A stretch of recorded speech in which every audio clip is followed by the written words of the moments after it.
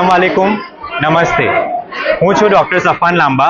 आज 21 સપ્ટેમ્બર 2025 નબીપુરમાં સેવા rural hospital તરફથી આંખનો ફ્રી નિદાન કેમ્પ રાખવામાં આવ્યો છે।